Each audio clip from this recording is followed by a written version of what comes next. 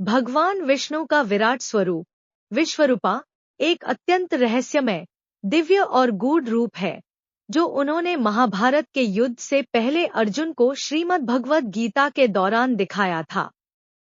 यह रूप न केवल भगवान की महिमा दर्शाता है, बल्कि यह भी बताता है कि संपूर्ण ब्रह्मांड, काल, कर्म, सृष्टि और प्रलय सब कुछ भगवान के भीतर समाहित है। विराट स्वरूप की कथा संक्षिप्त रूप में।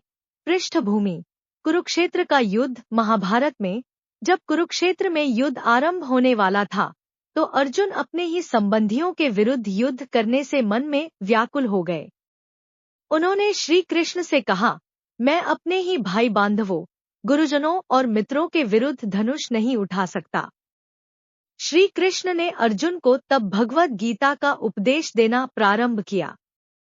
भगवान विष्णु का विराट रूप। जब अर्जुन को श्री कृष्ण के दिव्य स्वरूप पर संदेह हुआ, तब उन्होंने विनती की, हे कृष्ण, यदि आप वास्तव में परमेश्वर हैं, तो कृपया मुझे अपना दिव्य स्वरूप दिखाएं। श्री कृष्ण ने दिया दिव्य चक्षु। भगवान ने कहा, तू मुझे अपनी सामान्य आंखों से नहीं देख सकता, इसलिए मैं तुझे दिव्य दृष्टि देता हूँ, जिससे तू मेरा विराट रूप देख सके। अर्जुन को दिव्य नेत्र प्राप्त हुए और उन्होंने जो देखा, वह शब्दों से परे था।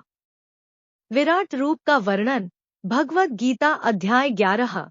अनंत मुख, अनंत नेत्र, अनगिनत भुजाएं, सूर्य और अग्नि के समान तेज, पूरे ब्रह्मांड को समाहित किए हुए, सभी दिशाओं में फैलते हुए, देवता, ऋषि, गंधर्व और राक्षस उनके भीतर दिखाई दिए।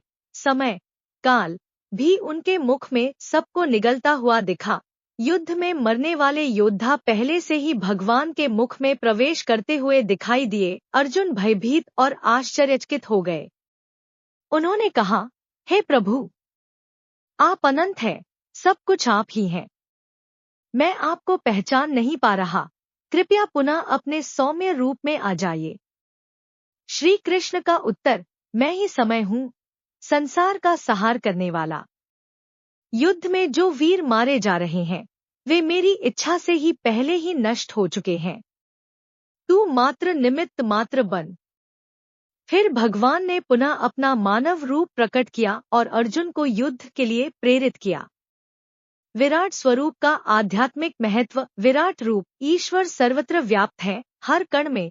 मुख से काल, सृष्टि का निर्माण और विनाश ईश्वर से होता है। अर्जुन की भक्ति, सच्चे भक्त को ही ईश्वर का रूप दिखता है। दिव्य चक्षु आत्मज्ञान और भक्ति से प्राप्त होता है। संक्षेप में, विराट स्वरूप एक ऐसा रूप है जो हमारी अहंता को समाप्त करता है, हमें दिखाता है कि हम ईश्वर के ही अंश हैं, और यह कि ईश्वर सर्वशक्तिमान, सर्वव्यापक और काल से परे हैं।